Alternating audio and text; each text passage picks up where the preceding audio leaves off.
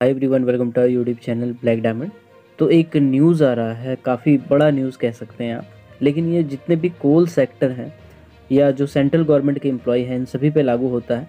Basically जिनका भी PF और ईपीपीएफ कटता है, उन सभी पे ये लागू होता है।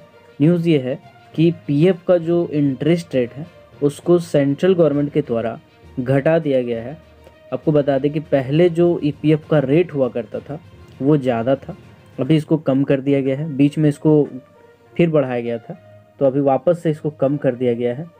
और इसके पीछे का रीज़न नहीं पता चल पा रहा है, इसका पीछे कोई ऐसा रीज़न बताया नहीं गया है बेसिकली। तो बेसिकली बात यह है कि ईपीएफओ का मतलब होता है कर्मचारी भविष्य निधि संगठन। तो उन्होंने ये डिसाइड किया है कि 2021-22 यानी 21-22 का जो फाइनेंशियल ईयर है, जो कि अप्रैल तक चलने वाला है, इसमें जो ब्याज दर है, इंटरेस्ट रेट है, इसको घटा दिया गया है। पहले इंटरेस्ट रेट 8.5% हुआ करता था, बट अब ये इंटरेस्ट रेट को घटा करके कम करके 8.1% कर दिया गया है, यानी 0.4% की कमी कर दी गई है। 0.4% ऐसा आपको लगेगा कि कोई खास नुकसान नहीं हो रहा है 0.4% में, बट थोड़ा सा अगर आप गणित लगाएंगे तो आपको पता चल जाएगा कि 0.4% इंटरेस्ट रेट अगर पर मंथ के हिसाब से कम होता है तो सालाना कितना पहुंच जाता है, और एक साल में अगर इतना पहुंचता है तो 2 साल में कितना पहुंचेगा, 3 साल में कितना जाएगा, 4 साल में, 5 साल में कितना जाएगा। ये आप समझ सकते हैं कि 0.4% का क्या अहमियत है। ठीक, तो बेसिकली न्यूज़ ये है कि 8.5% का जो इंटरेस्ट रेट है इसको घटा के 8.1% कर दिया गया है। और ये इसका जो ड्राफ्ट है वो भी तैयार कर लिया गया है, और तैयार करने के बाद सेंट्रल बोर्ड ऑफ इंडस्ट्रीज़ को भेज दिया गया है।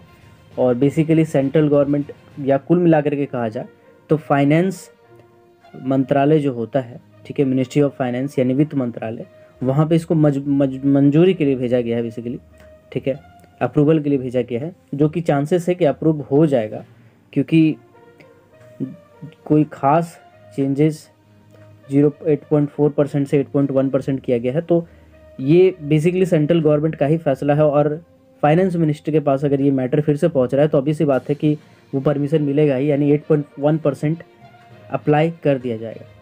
तो ये एक छोटा सा न्यूज़ है। तो अगर आपको जितने भी एम्प्लॉयज़ हैं उनसे रिलेटेड वीडियोस थोड़ा कम आ रहा था मेरे चैनल पे, क्योंकि बहुत सारे कैंडिडेट ऐसे हैं जिनका भी एग्जामिनेशन आने वाला है, WCL वाला, ECL वाला, तो इसी के लिए मैं उस पर थोड़ा ज़्यादा फोकस मेरा शिफ्ट हो गया था। बट ऐसा नहीं है कि मेरा आप पे फोकस नहीं है। बहुत कोई कमेंट करते हैं कि एम्प्लॉयज़ को भूल गए हैं, एम्प्लॉयज़ के लिए कुछ अपडेट नहीं ला रहे। देखिए, जब भी कोई बड़ा अपडेट आता है मैं आपके सामने लेके आता हूँ, चाहे JBCCI 11 वाली बात है। जितने भी वीडियोज़ मेरी देखिएगा आप, ज़बरदस्ती का मैं वीडियो नहीं बनाता हूँ कि बस JBCCI से रिलेटेड कुछ भी अपडेट आए या ऐसा कोई भी अपडेट आए जो आपके लिए ज़रूरी हो, तो वो आपके लिए मैं बनाना चाहता हूँ। मैं ये नहीं चाहता हूँ कि जो कोयला मंत्री है उन्होंने पौधारोपण किया, जो CMD है उन्होंने फलना किया, ढकना किया, ये सब फालतू न्यूज़ में नहीं बनाना चाहता। तो जो काम का है बेसिकली मैं चाहता हूँ कि वही मैं आपके सामने लेके आऊँ। तो अनसब्सक्राइब प्लीज़ मत कीजिएगा, और ऐसा कमेंट करके कभी ऐसा सोचिएगा नहीं कि एम्प्लॉयज़ को कभी मैं नज़रअंदाज करता हूँ। आप दोनों ही हमारे लिए इम्पॉर्टेंट है। जो एम्प्लॉय बनना चाहते हैं यानी जो तैयारी कर रहे हैं वो भी मेरे लिए इम्पॉर्टेंट है, और जो एम्प्लॉय हैं चाहे वो सेंट्रल गवर्नमेंट की कंपनी में हो, प्राइवेट कंपनी में हो, PPPs वाले मॉडल में हो, कोऑपरेटिव में हो, कहीं पर भी हो, अगर माइनिंग सेक्टर से संबंध आप रखते हैं डायरेक्टली और इनडायरेक्टली, तो आपको इस चैनल को सब्सक्राइब करके रखना चाहिए। आपको कभी भी इसमें बड़ा अपडेट मिल सकता है। तो आई होप आप मेरे बातों को समझेंगे। तो मिलता है अगले किसी वीडियो में, तब तक के लिए keep watching, keep supporting, till then, Jai Hind.